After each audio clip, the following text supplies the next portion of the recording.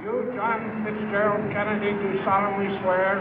I, John Fitzgerald Kennedy, do solemnly swear. That you will faithfully execute the office of President of the United States. That I will faithfully execute the office of President of the United States. And will, to the best of your ability. And will, to the best of my ability. Preserve, protect, and defend the Constitution of the United States. Preserve, protect, and defend the Constitution of the United States. So help you God. So help me God.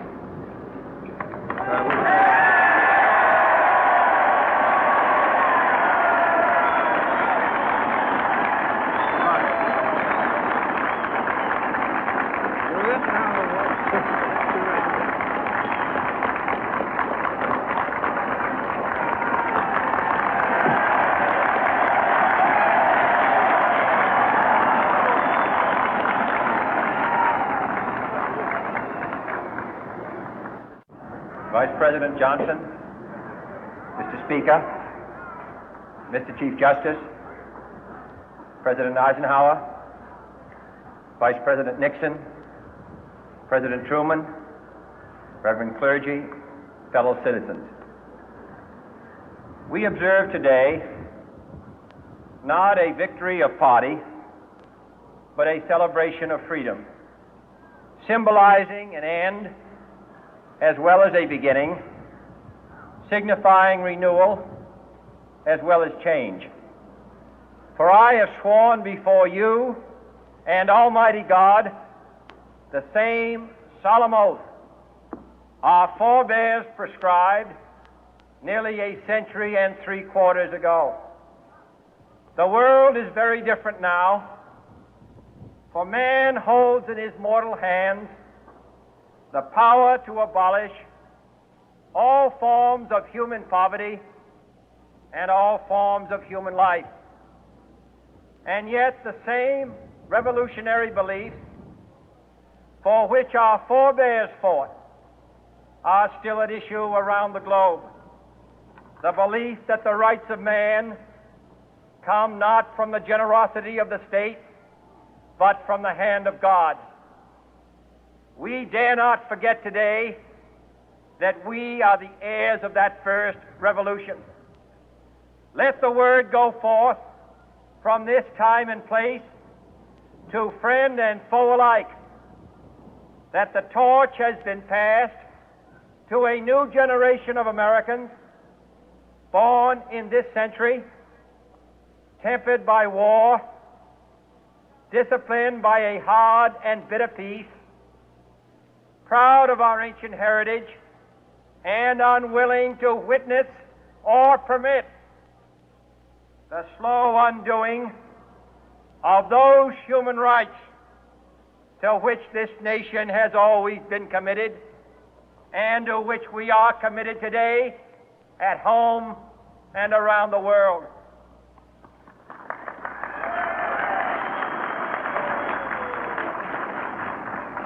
Let every nation know, whether it wishes us well or ill, that we shall pay any price, bear any burden, meet any hardship, support any friend, oppose any foe to assure the survival and the success of liberty.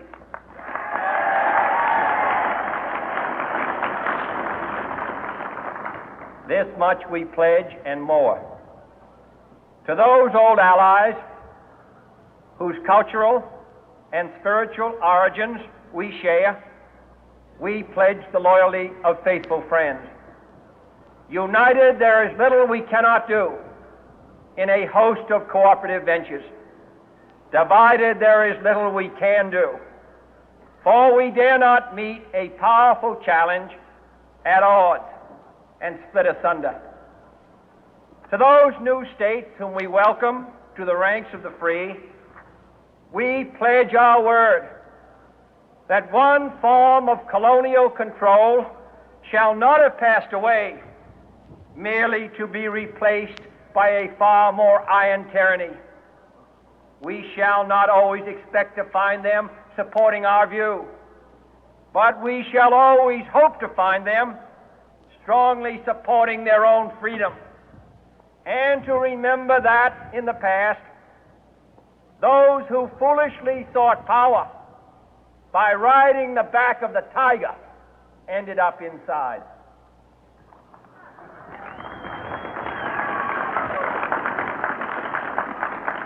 To those people in the huts and villages of half the globe struggling to break the bonds of mass misery, we pledge our best efforts to help them help themselves for whatever period is required, not because the communists may be doing it, not because we seek their votes, but because it is right. If a free society cannot help the many who are poor, it cannot save the few who are rich.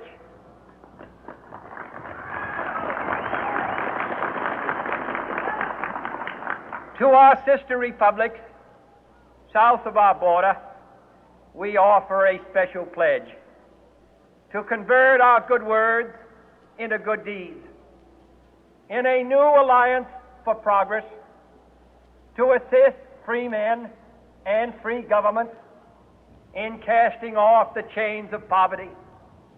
But this peaceful revolution of hope cannot become the prey of hostile powers.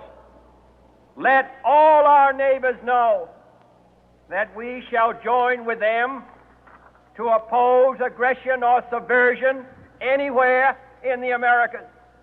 And let every other power know that this hemisphere intends to remain the master of its own house.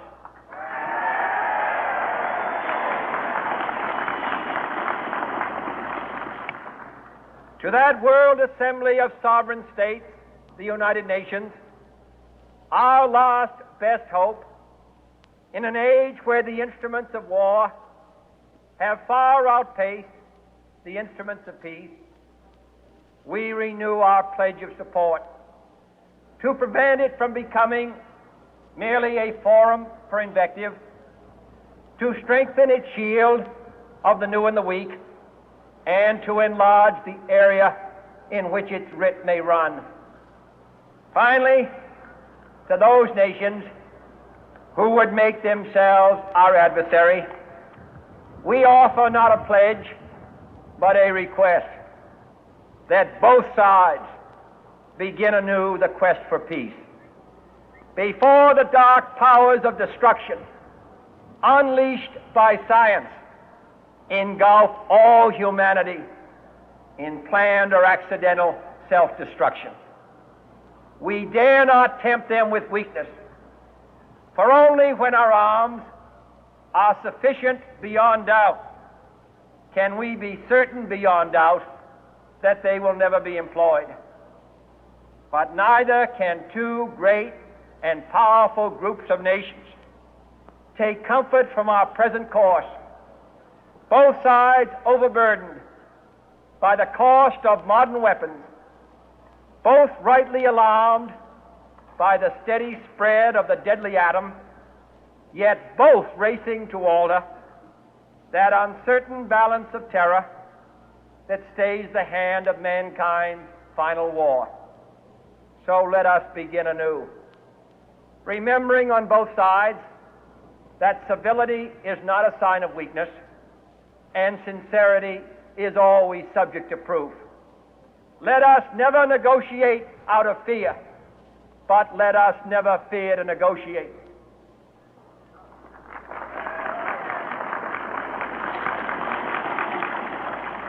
Let both sides explore what problems unite us, instead of belaboring those problems which divide us. Let both sides, for the first time, formulate serious and precise proposals for the inspection and control of arms, and bring the absolute power to destroy other nations under the absolute control of all nations.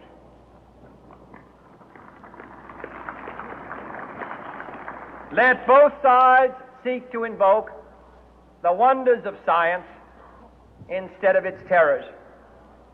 Together, let us explore the stars, conquer the deserts, eradicate disease, tap the ocean depth, and encourage the arts and commerce.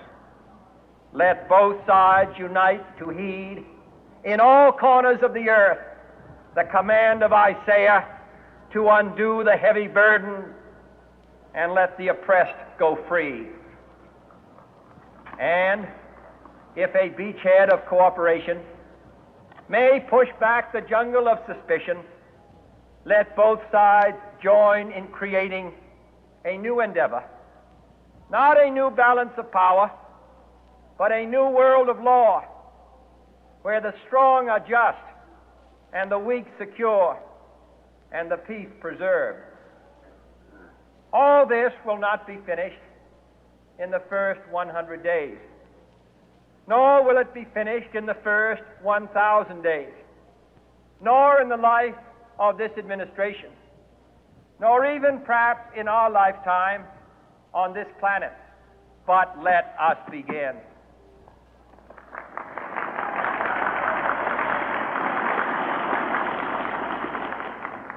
In your hands, my fellow citizens, more than mine, will rest the final success or failure of our course.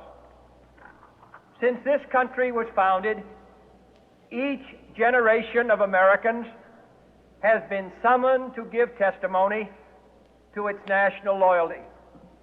The graves of young Americans